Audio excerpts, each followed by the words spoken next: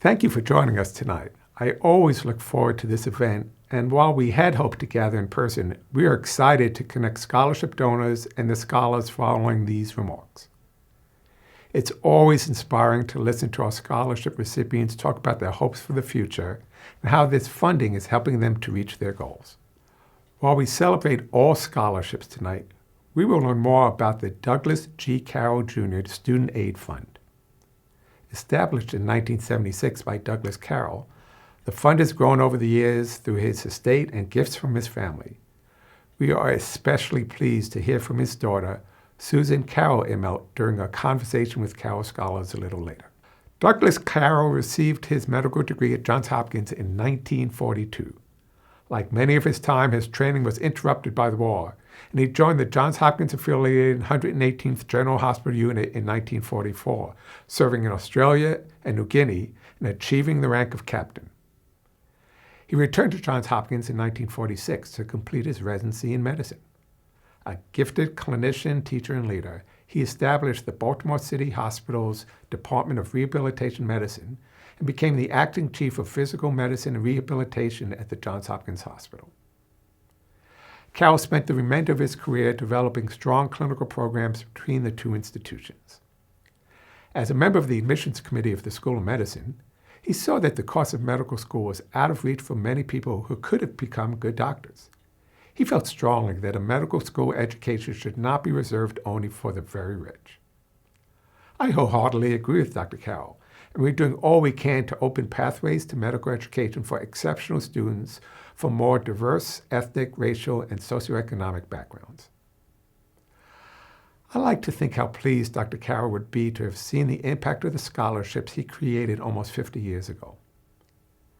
Not only is the Carroll Student Aid Fund one of the most significant scholarships, but it confirms the long-lasting impact of scholarship support. Past Carroll scholars are surgeons, pediatricians, gerontologists, and treat every part of the human body in their work. Current recipients are in the second and third year of the Genes to Society curriculum and will soon join Susan Immelt and Roy Ziegelstein to talk about their experiences. As point of reference, when Dr. Carroll graduated, tuition was $600. When he established the scholarship, tuition was $18,500, and today it's $58,000. I am profoundly grateful to the Carroll and Immelt families for their unwavering support, and I'm equally grateful to all of you who are joining us tonight who've invested in the education of future physicians and scientists with gifts to financial aid. Focusing on allowing our students to consider careers based on their passion, we are committed to continuing to broadening the impact of scholarship support to the many students who are still in need of financial help. Thank you. Now I'd like to turn things over to Roy Ziegelstein, the Vice Dean of Education. Roy? Hi, I'm Roy Ziegelstein. I'm the Vice Dean for Education in the School of Medicine, and it's really a pleasure tonight to have the opportunity to talk to Susan Carroll Immelt. Susan, I'm wondering if you could both introduce yourself and also tell us a little bit about your father. I never knew him, but of course know only one characteristic of him, that is his generosity. Maybe you can tell us a little bit about your father. Sure. Thank you. First of all, I'm really glad to be here to be able to talk about my father. He was a clinician and a clinical teacher, and he really knew what he was looking for, and he was looking for people who were scholastically strong, but also people who were curious and who were interested in people other than just themselves. And he felt with that start, with mentoring and education, that they would become attentive and thoughtful, compassionate doctors. And so many of those applicants who were accepted to Hopkins actually couldn't afford to go to Hopkins. Mm-hmm. So that's why he started the fund. In 1976, he was diagnosed with incurable and inoperable colon cancer. I have many connections to Hopkins. I was born here. I went to nursing school. I got my PhD. I worked in the Children's Center. I worked in the Oncology Center. But my enduring attachment is really to those people who really were great doctors, and they came to our house. And even after he was in his final coma and not really waking up, someone would come and sit next to him on his bed and hold his hand and talk to him and tell my mom he's okay. He's going to be okay, and meaning he's comfortable. And that meant a lot to me, and that's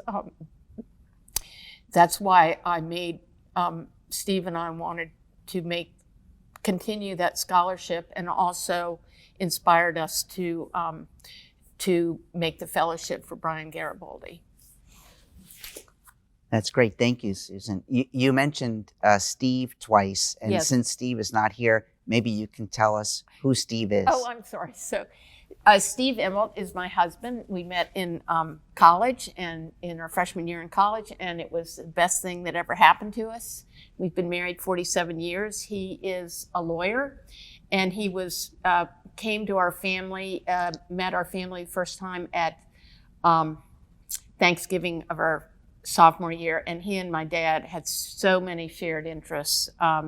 He's a lawyer. He wasn't really that interested in medicine, but they were interested in history and great readers. And so he spent a lot of time with him and was very happy to be able to participate in these parts of in our contributions to Hopkins. That's great. Thank you. I didn't want to leave Steve out. No, I don't. I'm glad he doesn't deserve to be left out. So a little bit later, we're going to have a chance to talk to two of our medical Yeah. students. Yeah, Unfortunately, your dad didn't have a chance to meet them, yeah, but you have. yeah. What do you think your father would think of today's Douglas Carroll Scholarship recipients? Yes, I think that's a great question. I think that I read the letters that they write, and it seems, I think he would see it as a much more diverse group of people that have very diverse interests, basic science interests, as well as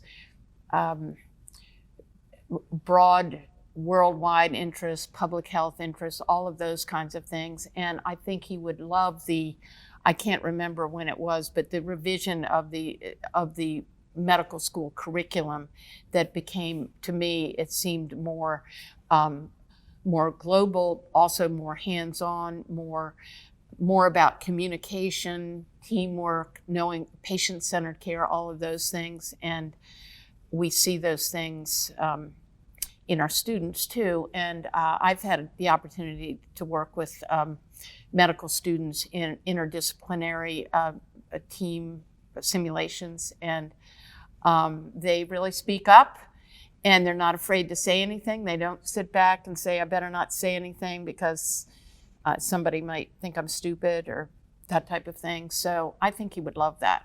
I really do. Well, Susan and I are delighted to have the chance to speak with two of our amazing medical students, Alexandra and Matt, who are both recipients of the Douglas Carroll Scholarship. Maybe Alexandra, you can start by introducing yourself to everybody and telling us a little bit about you, your background, where you're from, where you went to school, and the vital statistics, so to speak. Yes, absolutely. Thank you so much, Dr. Ziegelstein and Dr. Immelt for speaking with us, and of course for your generosity. My name is Alexandra Popovic. I'm a current third-year medical student here at Hopkins. I grew up in California and went to school there. I majored in molecular and cellular biology. I participated in oncology research. Specifically, I worked with Dr. Elizabeth Jaffe and Dr. Mark Yarshwin, looking at pancreatic cancer and liver cancer and immunotherapy. And I really enjoyed this work. And I stayed at Hopkins for a gap year before starting medical school, and I continued working with our GI oncology immunotherapy group as a clinical research coordinator on some clinical trials. That's great. Thank you very much, Alexandra, for introducing yourself to us. I'm sure we'll have more questions for you in a minute, but maybe we can shift over to Matt and you can tell us about yourself, where you're from, your background, your interests, the vital statistics for you. Sure, sounds good. So I'm Matt McGoldrick, and like Alexandra, thank you so much for having us and for helping us, make this possible. I'm from Stamford, Connecticut originally. I am the last of 3 children and the first in my family to go into medicine. I've wanted to go into medicine since I was young, and my grandfather has always encouraged me, in that respect. And I think like many people, I was, kind of inspired and also encouraged by the doctors that cared for my family, including my aunt when she was passing from breast cancer.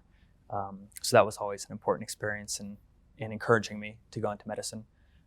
I attended college at the University of Notre Dame, where I studied biology and English. I really wanted that humanities aspect in my education, and I feel like that's helped me in medical school as well. Mhm. My research was focused on biomedical imaging, cancer immunology, and metabolism. I also did some research fellowships at Harvard and Sloan Kettering in New York. And like Alexandra, I also took a gap year. I worked at Columbia, working on cardiology and hypertension in patients that we might otherwise miss in the clinic with masked hypertension. After that, I got into Johns Hopkins. It was my dream medical school. And while here, I've really developed an interest in surgery. I just finished my surgical rotation, and I love the intensity of the OR. I love the immediate gratification that you can give to patients. And my research has been focused on heart transplant outcomes and allocation of hearts to patients in need, and how that system has changed in recent years. So it's been a real gift to go through clerkships here and to do research here, to meet all the incredible faculty and students. That's great. Thank you. Susan, I'm proud of the 2 of them just listening to their stories from my position. I'm sure you must be really proud, and your dad would be proud. What do you want to know about them? Well, I know I'd like to know a few more things about the experience, but I do want to tell you, Matt, that my dad was an amazing reader, and he really believed in medical students coming into medicine with a good background in the humanities. So he would have really liked that. I'm really interested in, what is your day like on a tough rotation? Just a few examples of that. I think he would really be interested in knowing that, actually. Sure, I'd love to talk about my experience, and Alexandra can chime in as Yeah. well. I just finished my surgery rotation, which is, I think, one of the more difficult ones that we complete. It's very dependent on the service that we're assigned, whether it's colorectal cancer or transplant or urology.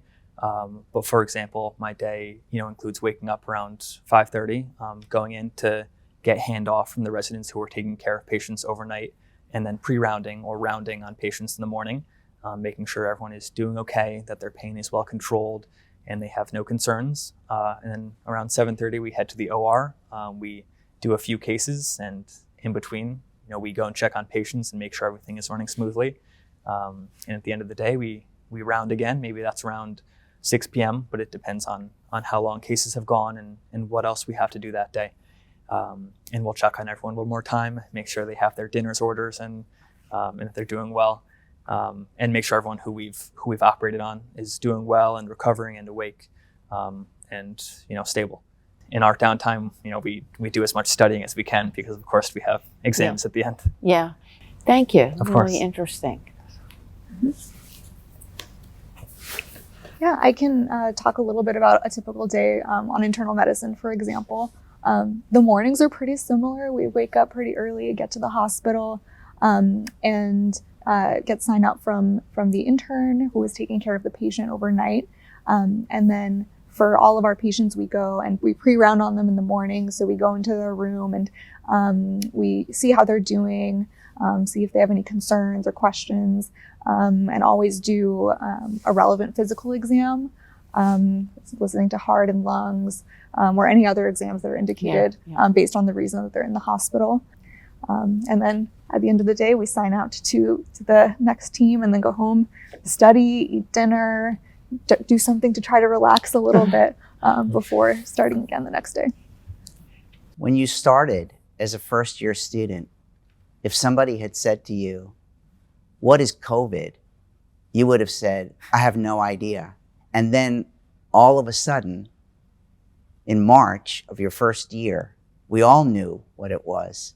Could you give us a sense of how that has affected you as a student? Because, you know, you're going to look back on this a long time from now, and you will be the group that really experienced COVID as medical students, much as I was in the group that experienced HIV in its early days. Can you share what that's been like for you?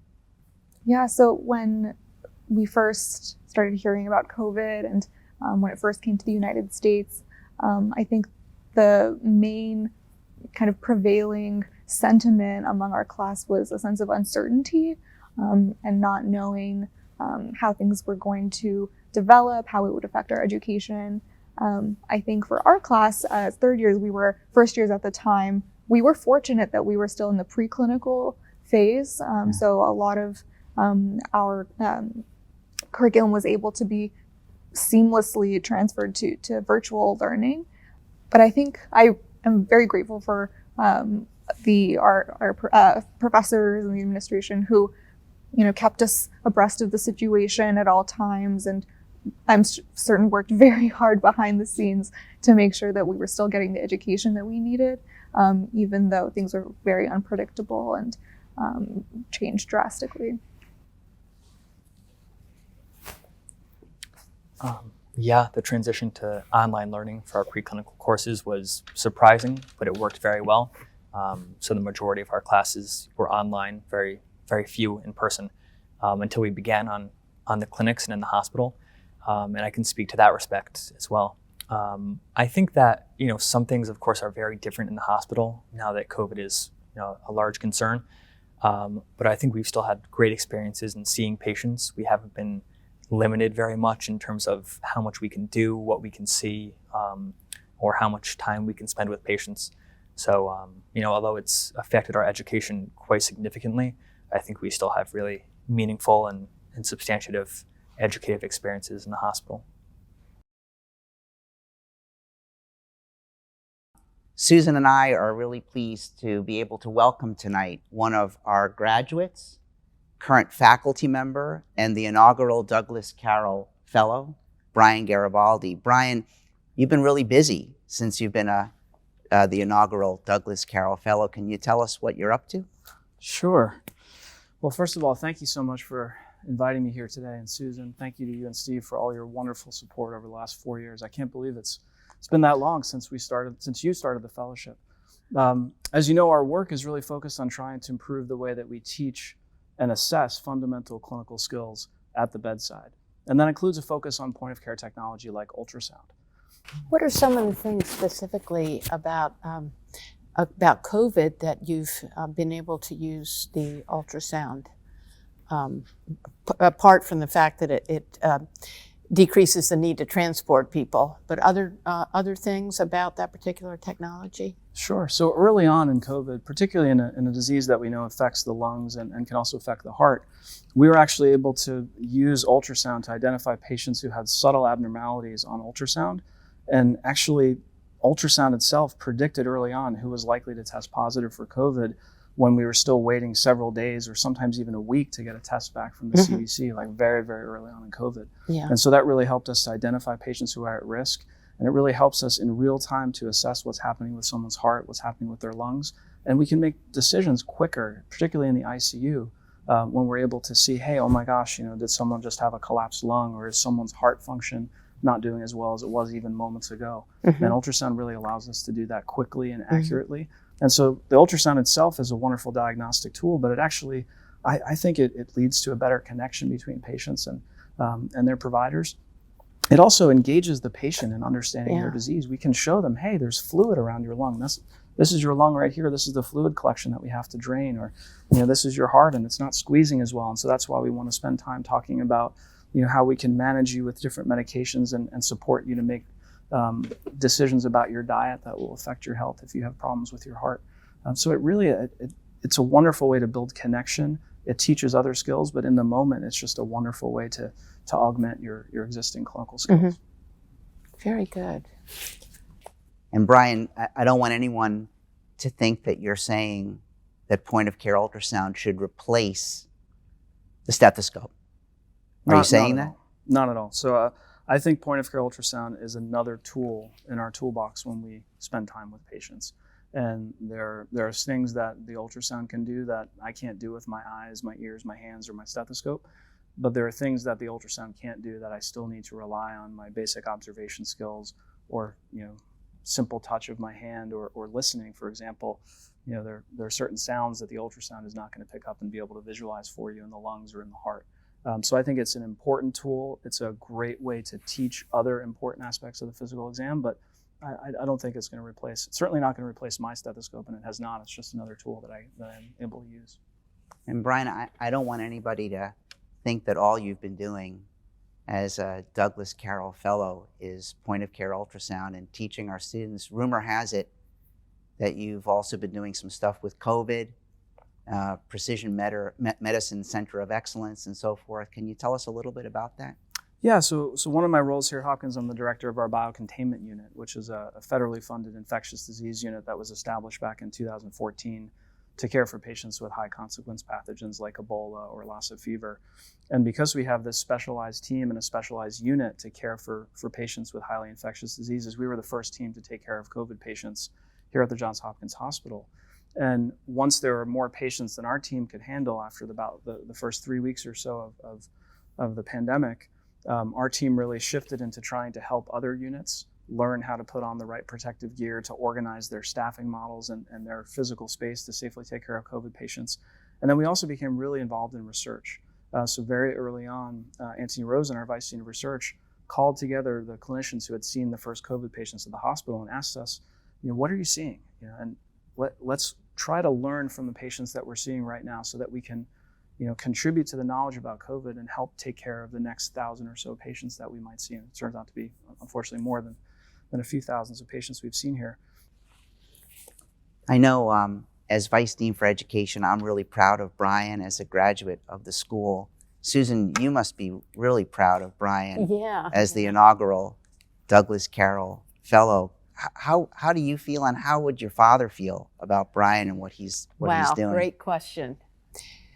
When I met him, there's so much about Brian that really seems a lot like my dad, which is he was very interested in patients and what they thought and how they experienced things. He found ways to help them when he hadn't really thought of it, but talk things through with them, and then he would think, okay, well, maybe we can try this or that. So a really good sense of what we call patient care, or patient-centered care, or personomics. That's really, it seems like Brian's in the tradition of that kind of doctor. Cool. So I feel like it's a great match. Well, thank you so much. I mean, it's been such an incredible experience over the last few years. It certainly has taken some turns that we hadn't expected when we first started this journey together, but so incredibly appreciative of all that you do for us and all the support that you give, not just to me, but to all the individuals that you've supported, you and Steve have supported over the years. Well, we're lucky to be able to do it. I want to thank Dr. Garibaldi and also all of our guests tonight, and of course, especially Susan Immelt. Thank you so much. I also wanted to take a moment to just talk about the importance of scholarship support for our students. I can say myself personally, I would not be here today if it weren't for the generosity of scholarship donors, because I wouldn't have afforded or been able to afford medical school, and that's true for many of our students. So to all of our scholarship donors, thank you. It's incredibly important.